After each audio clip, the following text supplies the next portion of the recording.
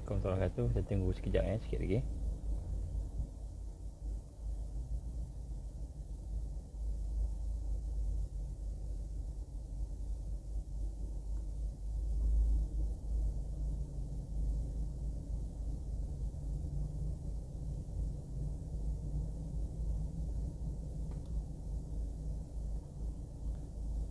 Boleh dengar insya-Allah.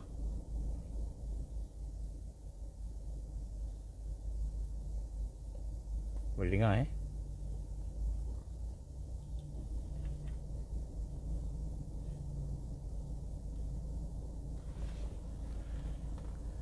Baik, insya-Allah kita mula dengan Ummul Quran Al-Fatihah. Auzubillahi minasyaitonirrajim. Bismillahirrahmanirrahim.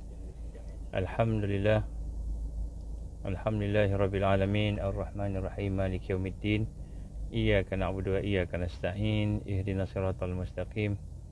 Siratal ladzina an'amta 'alaihim ghairil maghdubi 'alaihim waladdallin. Amin. A'udzubillahi samil alim minasyaitonir rajim. Bismillahirrahmanirrahim.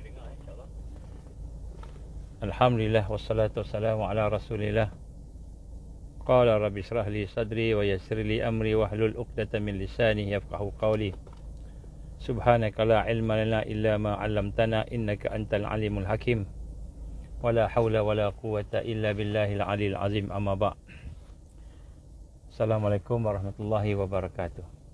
Alhamdulillah, pertama-tama kita bersyukur kepada Allah Subhanahu Wa Taala diberi kesempatan untuk kita sama-sama meneruskan program kita. Saya sebenarnya sedang musafir dalam perjalanan, ada appointment pukul 11. Pukul 11 ada appointment. Saya ada di Johor sekarang. Dan insya-Allah sementara kita tunggu pukul 11 tu, kita buat sikitlah tentang pengisian kita pada hari ini. InsyaAllah mudah-mudahan kita mendapat manfaat, insyaAllah. Pertama-tama kita mengikhlaskan hati kita, sentiasa kita membina kekuatan supaya barakah hidup kita ini. Kita kena menilai hati kita supaya hati kita ni sentiasa mempunyai matlamat untuk mendapatkan redha Allah. Dan kita nak kena rasa dalam hati kita bagaimana kejayaan yang paling utama sekali ialah kita dapat redha Allah. Itu yang paling utama sekali. Walaupun mungkin orang lain kata kita ni gila ke, kita ni tak betul ke, kita ni apa ke, kan. Dan walaupun kita dicela, difitnah, diumpat, walaupun orang cakap macam-macam, termasuk keluarga kita kadang-kadang mencakap macam-macam pada kita, tapi bila jelas matlamat kita untuk mendapatkan redha Allah, bila jelas matlamat kita untuk memenangi kehidupan yang sebenar, itu akhirat, maka insya-Allah celaan-celaan itu akan habis. Fitnah itu akan habis. Kalau orang cela kita pun sekejap je, dia tak larat. Dia tak akan larat untuk nak mencela kita sampai 24 jam, tak larat. Tak larat. Dia pun penat. Jadi kita diam je lah, biar je. Jangan kita ambil kisah sangat tentang celaan manusia. Begitu juga kita jangan ambil kisah sangat tentang pandangan-pandangan arus semasa. Arus semasa ni memang majoritinya akan berada dalam keadaan yang jauh daripada Allah. So kita tak payahlah nak ambil berat sangat. Kita ambil berat kalau Allah marah kat kita. Kalau Allah murka pada kita. Ini adalah inti kekuatan seorang yang beriman. Seorang beriman, kekuatannya ialah apabila hidup dia itu sentiasa dalam keadaan dia membina kekuatan bersama Allah. Itu ialah satu yang penting. Jadi saya ni di parking lot ni sebenarnya parking tompang di sebuah hotel. Hotel murah je lah, tapi bayarlah, parking ni bayarlah kan. Cuma dekat parking tak boleh cakap kuat-kuat sangat. Baik, jadi selawat dan salam kepada Rasulullah sallallahu alaihi wasallam. Dan kita sentiasa memperbaharui sayang kita pada Nabi, meningkatkan Allahumma salli ala Muhammad wa ala ali sayyidina Muhammad kama sallaita ala Ibrahim wa ala ali Ibrahim wa barik ala Muhammad wa ala ali Muhammad kama barakta ala Ibrahim wa ala ali Ibrahim fil alamin innaka Hamidum Majid. So ada banyak mesej-mesej ni, doa orang musafir, insya-Allah. InsyaAllah saya akan doakan tuan-tuan, puan-puan sekalian, insya-Allah dalam musafir. Mudah-mudahan Allah perkenankan. Baik, pada hari ini kita akan cerita sikit tentang beberapa perkara. Semalam Alhamdulillah satu pertemuan dengan saudara-saudara kita, sahabat-sahabat kita daripada Cyber Circle Selangor, dan juga mungkin sebahagian daripada Putrajaya, sebahagian daripada Lembah Kelang lah, Kuala Lumpur. Telah bersama-sama, saya rasa alhamdulillah ramai jugalah yang datang semalam. Lebih ramai lagi daripada yang di Johor Bahru, sebab Johor Bahru tempatnya tak besar, semalam tempatnya besar. Jadi alhamdulillah kita bersyukur kepada Allah dapat berjumpa lah dengan kawan-kawan kita, sahabat-sahabat kita, dan kita berbincang lah beberapa perkara yang relevan, yang penting insya-Allah. Dan alhamdulillah rata-rata kita melihat wajah-wajah saudara-saudara kita itu berseri-seri lah. Dan alhamdulillah seronok dapat jumpa, walaupun jumpa sekejap, tapi seronok dapat jumpa, dapat bersama-sama dengan orang-orang yang ikhlas hatinya untuk nak mempersiapkan diri berjumpa dengan Allah di akhir zaman ini. Jadi alhamdulillah pada pertemuan itu kita telah mendapatkan beberapa data-data berkenalan dengan kawan-kawan kita itu. Mudah-mudahan insya-Allah daripada perkenalan itu akan dapat diteruskan sehingga akhirnya akan dapat merangka pelan tindakan secara bersama-sama insya-Allah. Baik, pada hari ini kita akan cuba sambung sikit tentang bab sabar dan sabat yang kita telah bincang pada semalam, kemarin dan sebelumnya.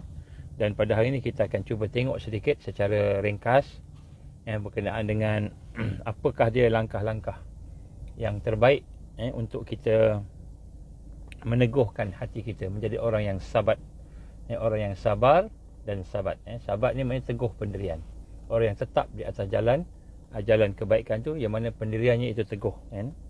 Jadi di sini insya-Allah kita akan melihat langkah-langkah yang praktikal yang mungkin kita boleh jadikan sebagai panduan kita untuk memberikan kekuatan pada kita.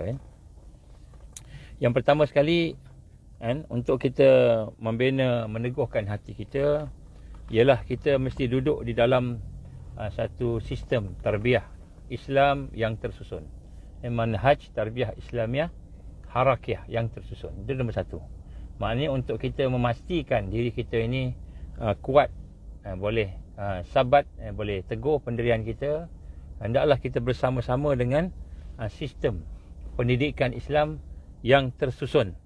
Yang mana di dalam sistem pendidikan itu akan ada pembinaan iman, pembinaan taqwa, pembinaan ihsan, pembinaan ukhuwah.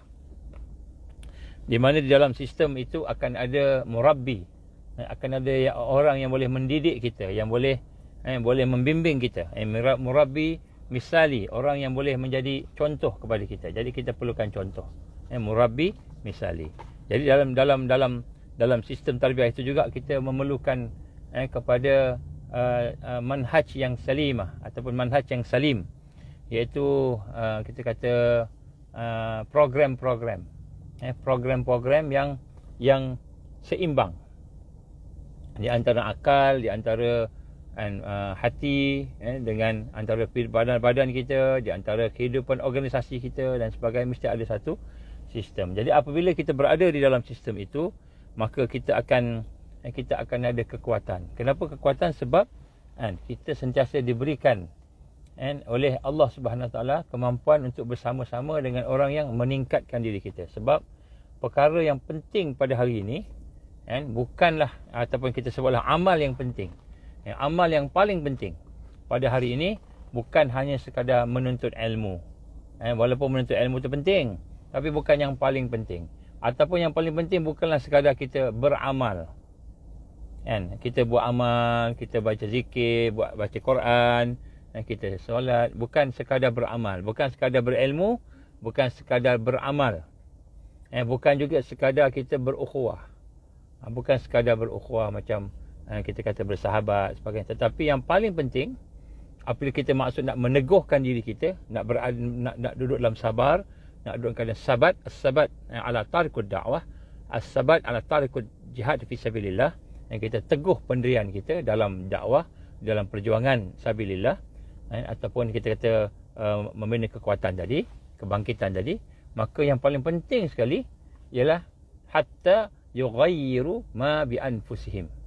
Itu yang paling penting. Hatta yughayyiru ma bi anfusihim, sehinggalah kamu mengubah apa yang ada dalam diri kamu. Itu paling penting.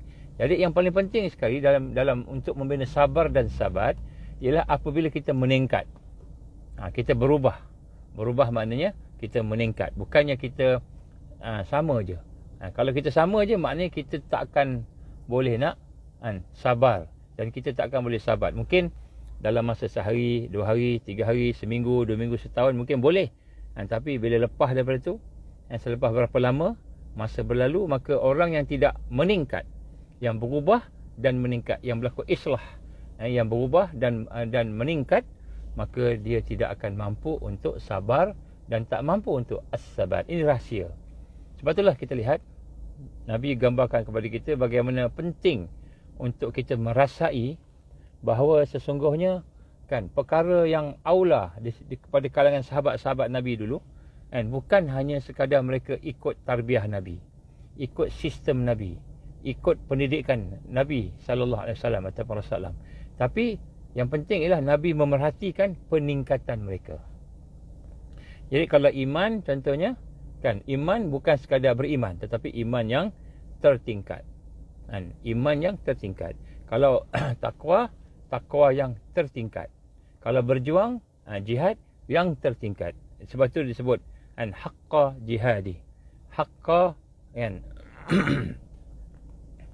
haqqa tuqatih, iaitu sentiasa menuju kepada takwa yang meningkat, menuju kepada perjuangan yang meningkat. Jadi kunci untuk kita sabar, untuk kita ada kekuatan di dalam perjalanan menuju kepada Allah ini ialah peningkatan kita. Peningkatan kita. Sebab itulah kita lihat apa rahsia. Kadang-kadang seseorang tu kita nampak dah berjuang bertahun-tahun, berpuluh tahun berjuang di atas jalan dakwah, di atas jalan Islam. Tetapi apabila sampai satu ketika dia tidak boleh nak istiqamah, tak boleh nak terus, dia futur, dia patah balik, dia putus. Apa rahsianya? Sebenarnya sebelum berlaku futur, sebelum berlaku putus, sebelum berlaku tergelincir daripada jalan itu, berlaku peristiwa yang mana dia tidak meningkat dalam tarbiyah.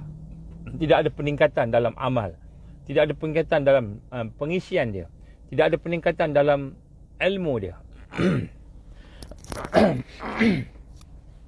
Sebab tu di dalam tarbiyah dia ada 3 perkara yang penting untuk kita pastikan meningkat. 3 perkara yang penting. Yang pertama sekali ialah dari sudut tasawur. Tasawur ni apa? Tasawur ni maknanya pandangan kita, gambaran kita, ilmu kita, kesedaran kita tentang sesuatu perkara. Dipanggil tasawur. Tasawur ni maknanya ilmu kita meningkat, hidayah meningkat, ilmu meningkat. Kemudian begitu juga kita kata pandangan kita tentang sesuatu, kehidupan contohnya. Kalau dulu kita ingat hidup ni adalah merupakan segala-galanya. Hidup kat dunia ni segala-galanya dulu. Sekarang mungkin kita kata sebenarnya hidup ni sementara. Itu dah meningkat dah. Kemudian lepas tu kita kata hidup kat dunia ni bukan saja sementara, tapi hidup sebenarnya di dunia ni adalah bekalan untuk kita cari bekalan, untuk kita cari amal, kita nak beramal untuk mendapatkan akhirat. Maka meningkat lagi. Itu dia tasawur tentang hidup dunia. Tasawur tentang Islam. Dulu kita ingat Islam ni jawab soalan. Ataupun Islam ni kita dah lahir Islam, dah Islam dah cukup dah. Okey dah Islam, dah tak ada apa-apa dah. Ataupun kita ingat Islam ni adalah merupakan suatu yang bersifat ibadah khususiyah. Ibadah dah semayang, puasa, haji, kita puas hati dah, okey dah. Lepas tu Islam ingat tingkat lagi sikit, Islam ni kehidupan. Rupanya Islam ni bukan ibadah khusus, kehidupan. Islam ni satu kehidupan yang perlu kita lalui. Makan pun kena cara syariat Islam, bergaul, berkawan, berkahwin, semua kena ikut syariat Islam. Lepas tu kita meningkat lagi. Kemudian rupanya Islam ni bukan sahaja sebagai satu kehidupan, Islam ni satu perjuangan, meningkat lagi. Ini tasawur, gambaran kita tentang Islam itu sendiri. Jadi ilmu kita, hidayah kita meningkat. Jadi yang pertama sekali, ilmu kita gambaran kita tentang sesuatu mesti meningkat. Itu maksudnya tasawur. Tasawur, peningkatan dari sudut kefahaman kita, kesedaran kita, ilmu kita tadi. Kemudian yang kedua ialah peningkatan dari sudut syuur. Syuur kita, ni perasaan kita, rasa hati kita. Jadi dalam tarbiyah bukan saja ilmu meningkat, tetapi hati mesti meningkat. Amal hati mesti meningkat.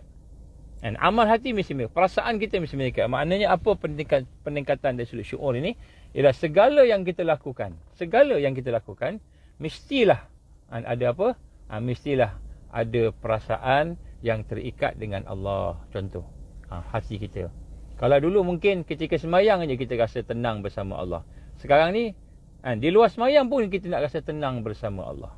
Kalau dulu kita rasa bahawa sesungguhnya nak khusyuk tu dalam sembahyang. Tetapi sekarang khusyuk ni bukan dalam sembahyang aja, luar sembahyang pun nak kena khusyuk. Kita nak bawa sifat khusyuk dalam sembahyang keluar sembahyang. Jadi perasaan kita, perasaan sayang kita, perasaan benci kita, perasaan takut, perasaan berani, semua perasaan tu hendak kita bawa, hendak kita ikat dengan Allah. Ini mana syu'ur, peningkatan dan syu'uriyah. Perasaan, apa kita rasa? Apa kita rasa hari ini? Kita rasa hari ini, adakah kita rasa iman kita lebih dekat, lebih kuat berbanding semalam? Ini adalah peningkatan syu'ur. Jadi dalam tarbiyah, meningkat. Syu'urnya meningkat. Yang pertama tasawur, ilmunya, hidayahnya. Yang kedua ialah dari sudut perasaannya, rasa hatinya, kesedarannya. Jadi sebab itulah apa yang ada di akal mesti sama dengan apa yang ada di hati, meningkat. Meningkat. Yang ketiga, peningkatan dari sudut mas'uliyah dipanggil. Dalam tarbiyah kita kena meningkatkan dari sudut mas'uliyah. Apa maksud mas'uliyah sini? Kepertanggungjawaban, bertanggungjawab. Kekuatan kita untuk melaksanakan amal. Kekuatan kita untuk melaksanakan tanggungjawab yang ada, amanah yang ada. Jadi, kita bukan ilmu je meningkat, hati je meningkat, perasaan kita, tapi amal kita juga meningkat. Jadi, kekuatan dan sudut disebut mas'uliyah. Mas'uliyah ni apa? Bertanggungjawab. Kebertanggungjawaban. Jadi, maknanya, tahun ni dengan tahun depan tak sama. Tahun ni dengan tahun lepas tak sama, meningkat. Contoh apa? Contoh. Kalau kita tengok orang yang dulu bujang, hidup bujang. Sebelumnya dia hidup bujang. Lepas tu dia berkahwin, mas'uliyah dia dah, bertanggungjawab dah bertambah. Kan? Maknanya dia kena jaga isteri pula. Dia kena jaga suami pula. Kemudian berkahwin pula, dapat anak, bertambah lagi. Tanggungjawab bertambah lagi, dapat anak. Anak pertama, tambah lagi anak kedua, tambah lagi anak ketiga, bertambah tanggungjawab. Tiba-tiba dia kahwin pula lagi. Ada 2 isteri pula. Bertambah lagi tanggungjawab. Dia punya beban dia. Jadi, apabila bertambah beban, bertambah tanggungjawab, maka mas'uliyah dia, perasaan dia, fikiran dia tadi, mas'uliyah akan meningkat. Kemampuan dia untuk melaksanakan satu amanah meningkat. Contohnya kan, dia belajar UPSR. Tak sama dengan belajar PMR. Tak sama dengan belajar SPM. Jadi, semakin lama semakin meningkat. Jadi, dalam hidup ni juga, dalam tarbiyah juga kita mesti ada peningkatan mas'uliyah. Jadi apabila seseorang itu meningkat kemampuan dia untuk melaksanakan satu-satu amal, satu-satu tanggungjawab, satu-satu amanah, maka itulah bila meningkat. Jadi kita kena tengok 3 perkara ni dalam tarbiyah. Yang pertama dari sudut tasawur, dari sudut ilmu, dari sudut konsep pandangan hidup kita, pandangan tentang satu perkara, tentang Islam, tentang iman dan sebagainya, ilmu lah, hidayahnya. Yang kedua dari sudut syu'ur, hati kita, rasa hati kita. Hati kita juga perlu meningkat, perasaan kita dan sebagainya. Yang ketiga dari sudut mas'uliyah, kemampuan kita melaksanakan satu-satu amal, satu-satu tanggungjawab, satu-satu amanah. Bila kita meningkat kemampuan kita, kalau sebelum ni kita mampu jaga seorang aja, kan? Lepas ni kita dapat 2 orang, 3 orang, kita boleh bimbing orang, boleh bimbing orang. Jadi itulah namanya meningkat mas'uliyah. Jadi apabila berlaku peningkatan ini, apabila 3 ni meningkat, ilmu kita meningkat, akal kita meningkat, hidayah kita meningkat, hati kita meningkat dan kemampuan kita meningkat, maka barulah kita boleh berada di atas jalan sabar dan sabat, dalam teguh pendirian. Kalau 3 ni tidak meningkat, maka akan berlaku kepincangan dalam bentuk sabar tadi. Akan berlaku kepincangan dalam bentuk as-sabat ala tarkud dakwah, contohnya. Maknanya teguh pendirian di atas jalan dakwah. Jadi akan berlaku perkara-perkara tersebut. Jadi sebab tu yang pertama sekali, perkara yang pertama untuk kita meneguhkan diri kita, langkah yang terbaik, hendaklah kita duduk di dalam tarbiyah, sistem tarbiyah Islam. Sistem tarbiyah Islam. Sebab kalau tidak ada sistem tarbiyah Islam, macam mana kita nak meningkat? Macam mana kita nak meningkat? Bolehlah kita kata hari ni saya baca 1 juz, besok saya baca 2 juz, kita kata meningkat. Tapi adakah itu peningkatan yang kita nak? Kita bukan nak tengok meningkat kita dari sudut setakat baca Quran aja. Ataupun setakat hari ni buat solat duha 2 rakaat, besok buat solat duha 4 rakaat dari sudut bilangan solat saja. Itu hanyalah merupakan peningkatan dari sudut amal. Tapi yang kita nak peningkatan hakikat kehidupan tadi 3 perkara. Yang pertama, peningkatan mas'uliyah dari sudut tasawur. Bagaimana cara kita berfikir, kefahaman kita fikrah lah. Kefahaman tu fikrah. Fikrah kita, kefahaman kita, cara kita berfikir, cara kita menanggapi sesuatu, cara kita memberi pandangan. Itu peningkatan yang sebenar. Kemudian yang kedua ialah dari sudut hati. Macam mana hati kita rasa.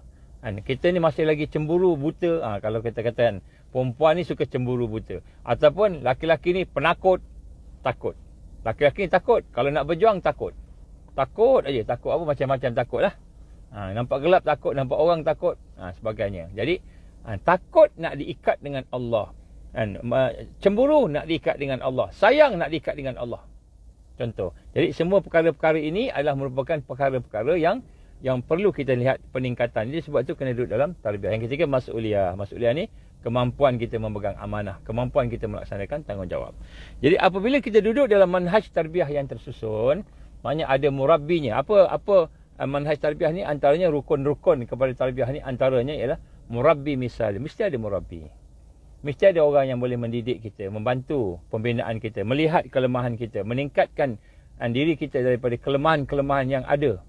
Jadi peningkatan dalam tarbiyah ni bukan hanya setakat kita tambah ilmu, tetapi macam mana ilmu itu boleh diamalkan. Itu peningkatan dia. Ataupun kita kata sesuatu yang penting. Bukan saja kita buat amal, tapi kita tinggalkan dosa. Tinggalkan dosa tu juga peningkatan. Meninggalkan benda yang merosakkan, itu peningkatan. Jadi kita lihat hari ini bagaimana keadaan kita sekiranya kita tidak ada murabbi, tidak ada orang yang boleh bimbing kita, tidak ada orang yang boleh tegur kita, maka pada ketika itu kita tidak boleh meningkat dengan sempurna. Jadi kita kena ada murabbi, kita kena ada orang yang kita. Sebab tu fikrah ni, sebab tu kita kena ada seqah kepada murabbi kita, kepada orang yang boleh mendidik kita. Siapakah murabbi kita? Inilah antara perkara-perkara yang kita nak kena rasai dalam kehidupan kita, tentang bagaimana perlu dan pentingnya kita untuk duduk di dalam mempunyai murabbi misali. Murabbi misali. Baik. Yang kedua ialah kita perlu ada kepada satu sistem yang salim, sistem yang sejahtera, sistem yang seimbang. At-tawazun. At-tawazun fil hayah. Maksudnya kita seimbang di dalam kehidupan kita. Jadi kita kena ada susunan. Maknanya nak amal ni macam sekarang ni kita tak buat lagi lah kan. Contohnya macam berapa kali nak baca Quran. Sebelum sekarang ni, setakat ni saya kata bacalah Quran. Bacalah Quran. Tapi nak baca berapa banyak Quran? Nak baca masa bila? Nak baca macam mana? Macam mana kita nak semak diri kita? Itu adalah sistem manhaj tarbiyah. Jadi kalau saya kata setakat ni saya kata bacalah zikir la ilaha illallah, la ilaha illallah. Maka kita pun bacalah syahadah. Tiap-tiap kali kita bangun pagi buat syahadah contoh. Kita bagi secara umum aja kan. Setakat ni dia tidak ada satu sistem lagi. Tapi sebenarnya apabila kita dah duduk dalam tarbiyah, dia mesti ada sistem. Sistem yang boleh membuat semakan kita. Contoh kita ni dah beramal. Macam mana kita nak tahu kita ni beramal, amal kita diterima oleh Allah? Kemudian macam mana nak tahu kita beramal, kita meningkat? Ini semua adalah manhaj tarbiyah. Dan sebab itulah di dalam usaha kita untuk menjadi orang yang as-sabat, yang teguh pendiriannya itu, maka kita akan melihat kepentingan kita untuk kembali kepada madrasah tarbiyah Rasulullah sallallahu alaihi wasallam. Maknanya kita kembali balik semula kepada sistem pendidikan tarbiyah Rasulullah, pendidikan Rasulullah sallallahu alaihi wasallam. Baik, ini sebenarnya panjang dia punya ni, saya cuba bagi poin-poin je. Kemudian yang ketiga ialah mesti ada bi'ah. Mesti ada suasana. Bi'ah tarbawiyah. Dalam tarbiyah kita mesti ada suasana. Jadi kalau ada orang yang baik yang boleh membimbing kita, ada sistem yang baik tapi tak ada suasana, maka kita tak meningkat juga, tak boleh meningkat juga. Contohnya kita nak semayang. Kita semayang tapi kita semayang di disko. Dekat dalam disko. Dekat semayang tu dengan muzik yang banyak, kuat, bunyi dia bising, bingit, dengan keadaan orang berjoget-joget, minum arak sebagainya. Kita nak semayang.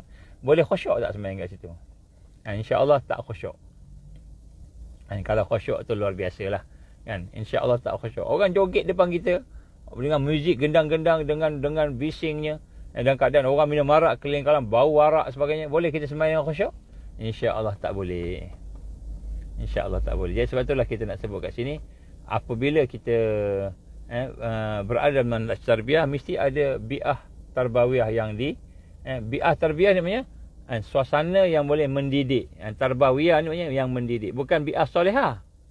Bi'ah solehah ni suasana yang soleh, suasana yang baik. Kita perlukan suasana yang solehah, tapi dalam manhaj tarbiyah kita perlukan bi'ah tarbawiyah.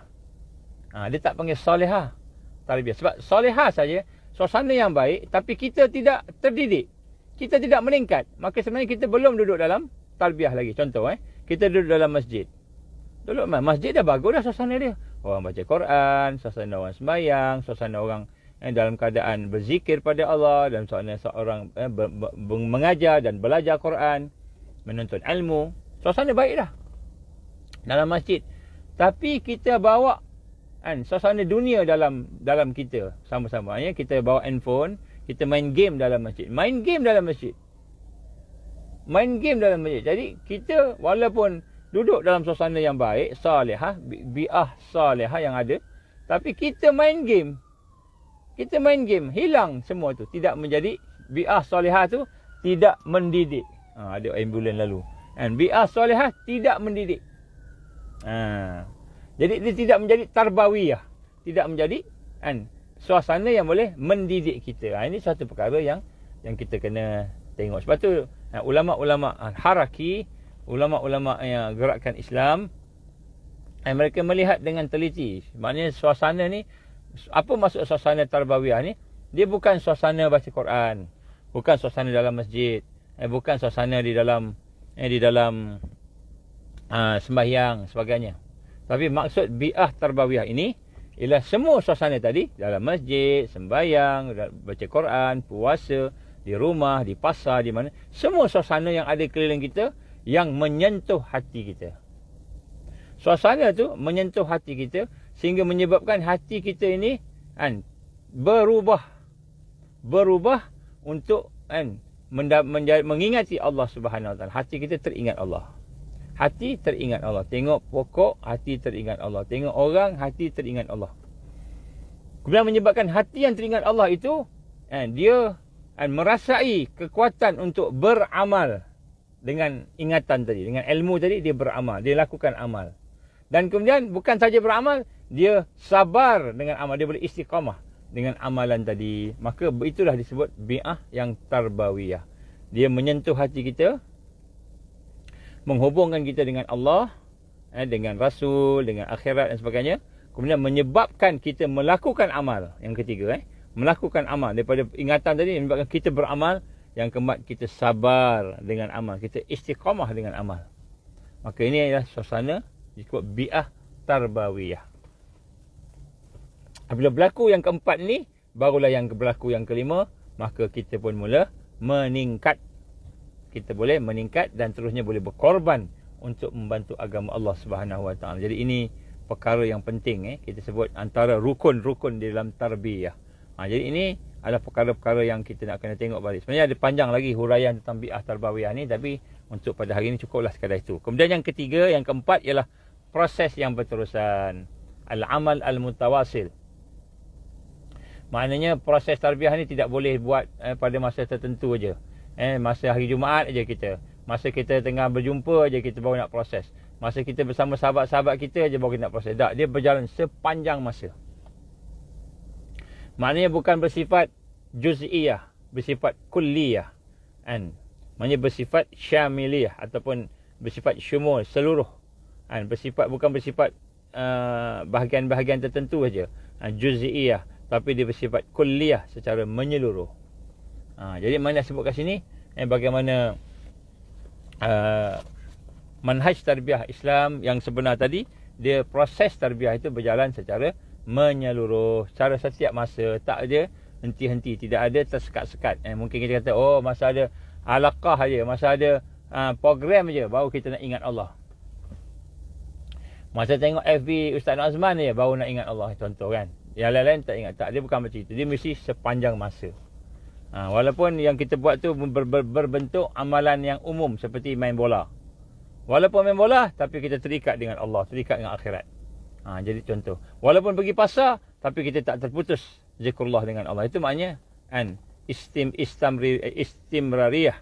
istimrariyah, ataupun kita secara berterusan, secara continuous. Istiqamah wal istimrariyah, iaitu istiqamah ni berterusan, istimrariyah ni dia berterusan dan dia meningkat. Berterusan dan meningkat, istimrariyah. Jadi nak sebut kat sini, definisi ini adalah cukup penting untuk mereka yang nak memastikan diri mereka di dalam keadaan sabar dan sabat. Sabar dan sabat. Sabar dan teguh pendirian dia. Jadi yang pertama ialah mesti duduk dalam manhaj tarbiyah. Itu nombor satu. Dia mesti ada murabbi, dia mesti ada manhaj, dia mesti ada bi'ah, dan mesti ada proses yang berterusan. Yang kedua, perkara-perkara yang boleh membantu kita, yang terbaik untuk meneguhkan hati kita ialah kita memahami Islam dengan kefahaman yang benar. Yang kedua, bukan saja kita duduk dalam tarbiyah, tapi kita mesti faham Islam. Maknanya kita meningkatkan kefahaman Islam kita dengan kefahaman yang sebenar. Dengan kefahaman yang sebenar. Maksud kefahaman yang sebenar ini, maknanya Islam itu membentuk matlamat kita. Islam membentuk matlamat kita. Islam membentuk cita-cita kita. Islam membentuk tekad kita. Islam membentuk gagasan hidup kita. Jadi yang kedua, pemahaman Islam yang sebenar, yang benar itu pemahaman Islam yang membentuk matlamat kita. Maknanya kita faham Islam, sehingga Islam tu membentuk matlamat kita. Kita faham macam mana cara, apa nak capai. Kemudian Islam itu membentuk cita-cita kita. Membentuk perlakuan kita. Dan Islam itu adalah Islam yang syumul, yang syumul, yang menyeluruh.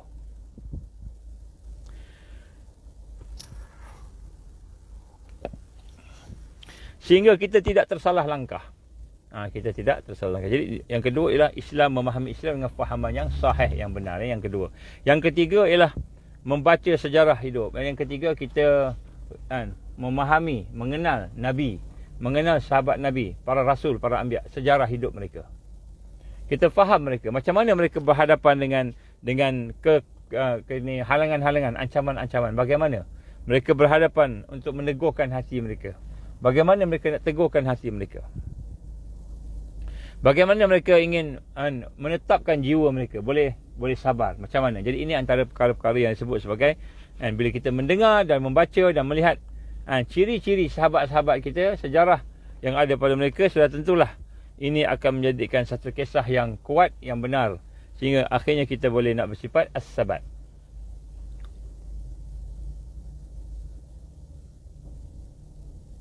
Kemudian yang keempat ialah kita memperbanyakkan zikrullah. Yang keempat ni, kita banyakkan zikrullah. Maknanya kita nak kena banyakkan la ilaha illallah, la ilaha illallah, la ilaha illallah. Kenapa?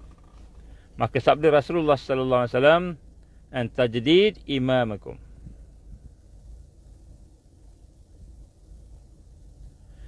Kamu kena tajdidkan, perbaharuilah iman kamu. Maka ditanya oleh para sahabat, ya Rasulullah, bagaimana cara kami nak memperbaharui iman kami? Maka jawab Rasul sallallahu alaihi wasallam, perbanyakkanlah mengucap la ilaha illallah, la ilaha illallah. Jadi sinilah kita lihat bagaimana Rasul sallallahu alaihi wasallam menggambarkan kepada kita bahawa zikir itu adalah satu yang akan menjadikan iman kita diperbaharui. Sebab tu tuan-tuan dan puan kena buat la ilaha illallah, kena buat. Hari ni dah mengucapkan bersyahadah dah pagi-pagi. Kalau dah buat, alhamdulillah. Kalau tak buat, boleh buat sekarang ataupun selepas ni. Yang kedua, dah banyak kat kita berzikir la ilaha illallah? Dah berapa banyak dah? Sampai 100 tak? Sampai 100 tak? Sampai 1000 tak? Kalau tak sampai lagi, kita buat. Teruskan kita buat. La ilaha illallah, la ilaha illallah. Ataupun lepas tu kita tukar pula dengan selawat kepada Nabi sallallahu alaihi wasallam. Lepas tu kita tukar pula lagi dengan istighfar dan sebagainya. Jadi yang keempat kita sebut kat sini ialah mempanjatkan mengingati Allah, khususnya ucapan la ilaha illallah, la ilaha illallah. Kerana itulah perkara yang akan mentajdidkan iman kita. Kita tak perasan tau, tapi dia ada kesan ke hati kita. Kita baca lah, dia akan ada kesan. Yang kelima, apabila kita duduk di atas jalan dakwah ini, maka hendaklah kita jangan sampai tergesa-gesa untuk kita nak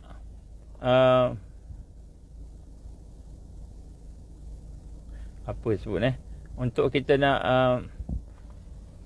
mendapatkan keteguhan. Maknanya kita kena jangan tergesa-gesa. Tergesa-gesa ini adalah perbuatan syaitan. Tergesa-gesa, apa-apa pun tergesa-gesa tak cepat je. Andainya tidak mampu menegurkan hati kita, kita tidak akan mampu menegurkan hati kita, maknanya sabat, kecuali akhlak sabar telah kuat dan mengakar dalam diri kita. Jadi yang pertama sekali ialah kita nak memperkuat, jangan tergesa-gesa ni, maknanya kita kena latih diri kita bersabar. Latih diri kita bersabar. Macam mana? Jadi kita kena tengok apa yang kita nak. Jangan buat tergesa-gesa. Jangan buat dalam keadaan tidak plan. Mesti dibuat mengikut perancangan. Mesti dibuat mengikut syura contohnya. Jadi tidak tergesa-gesa. Sebab tergesa-gesa itu akan menyebabkan kita terkeluar daripada akhlak yang dikehendaki oleh Allah untuk meneguhkan hati kita. Sebab meneguhkan hati kita, dia lahir daripada kita sabar kepada Allah Subhanahu Wa Taala. Yang keenam, hendaklah kita memperbanyakkan ibadah. Ibadah kena banyakkan. Ibadah, amalan-amalan hati, amalan-amalan fizikal, metafizik dan fizik. Kita kena banyakkan amalan-amalan kita, ibadah kita. Kerana ibadah itu akan membawa kekuatan kepada kita, mengubah kegelapan dan perangai kita. Ini ibadah, ibadah. Jadi sebab tu kita nak kena rasa penting bagi kita ni untuk nak sama-sama sentiasa bukan saja memperbanyakkan ibadah, tapi kita kena mempelbagaikan ibadah. Mempelbagaikan ibadah. Dan yang ketujuh, yang terakhir, saya nak sebut kat sini, faktor yang boleh meneguhkan diri kita ialah jangan kita bangga dengan amalan kita, dengan ilmu kita. Jangan kita bangga dengan diri kita sendiri. Kerana bila kita bangga dengan diri kita sendiri, amalan kita, maka yang pertama sekali, Allah tidak akan tolong kita. Allah tidak akan bantu kita, bersama kita. Sekiranya kita berbangga-bangga, kita rasa diri kita baik, kita rasa diri kita the best, kita rasa diri kita tidak ada kelemahan, maka kita telah sombong dengan Allah. Kita sombong, bila sombong dengan Allah, maka Allah tidak akan memberikan kepada kita pertolongan. Sebab itulah tuan-tuan, puan-puan, antara perkara yang menyebabkan kita tidak boleh bersifat dengan sifat-sifat yang dikehendaki oleh Allah ialah kerana kita tidak meneruskan diri kita ini untuk bersama-sama dengan kualiti sifat-sifat yang dikehendaki oleh Allah Subhanahu Wa Taala. Jadi inilah antara 7 perkara yang kita gambarkan sebagai proses untuk kita meneguhkan hati kita. Ada lagi, ini adalah 7 perkara, langkah-langkah untuk kita meneguhkan hati kita. Dan insya-Allah pada masa akan datang kita akan melihat kepada faktor-faktor pula untuk meneguhkan hati, insya-Allah. Tuan-tuan, puan-puan, saya terpaksa berhenti sekarang kerana insya-Allah saya ada ada appointment, ada pertemuan dengan ada orang lah, ada pegawai di Johor ni, untuk saya ada bincang-bincang benda, ada keperluan lah, insya-Allah. Jadi mudah-mudahan sedikit apa yang saya cuba sampaikan akan dapat manfaat kepada kita, untuk kita sama-sama memperkuatkan, memperteguhkan pendirian kita di atas jalan dakwah ini. Kerana apa, tuan-tuan? Kerana sekiranya kita tidak ada sifat sabar dan sifat sabat di atas jalan dakwah, jalan tarbiyah ini, maka kita akan dapati bila Allah datangkan ujian-ujian yang besar, dajjal ke, tentera dajjal ke, cuaca ke yang buruk, mungkin akan ada masalah sakit ke, kemiskinan ke sebagainya, kita tidak akan ada kekuatan untuk as-sabat, untuk kita bersifat teguh bersama dengan Allah Subhanahu Wa Taala, bersama dengan Islam. Jadi insya-Allah mudah-mudahan saya sebut pada pagi ini akan dapat sikit sebanyak lah. Saya sebut tadi, minta maaf, saya dalam perjalanan dah sampai pun di Johor, insya-Allah, dan saya ada appointment ke sebelah ni, jadi saya kena prepare sikit. Dan insya-Allah mudah-mudahan doa daripada tuan-tuan, saya harapkanlah doa supaya apa yang kami sedang buat ni akan diberikan kemudahan dan diberikan barakah dan rahmat daripada Allah Subhanahu wa ta'ala insya-Allah. Itulah insya-Allah tuan-tuan, kita baca doa apa namanya?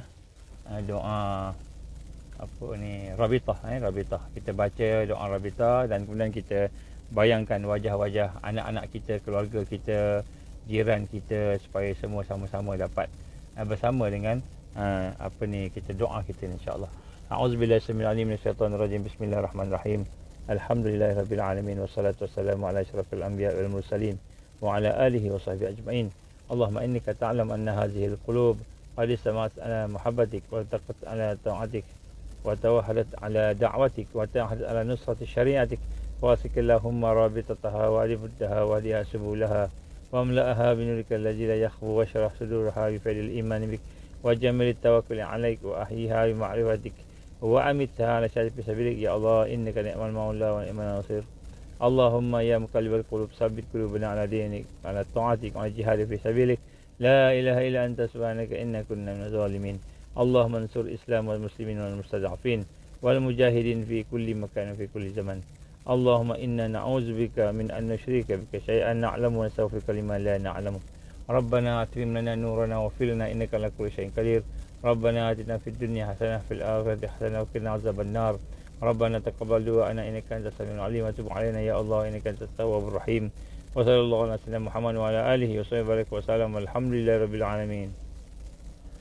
InsyaAllah tuan-tuan, kita tangguh dengan kita baca tarbiyah, baca tasbih kifarah, dan surah Al-Nas. Subhanakallahumma wa bihamdika asyhadu an la ilaha illa anta astaghfiruka wa atubu ilaik.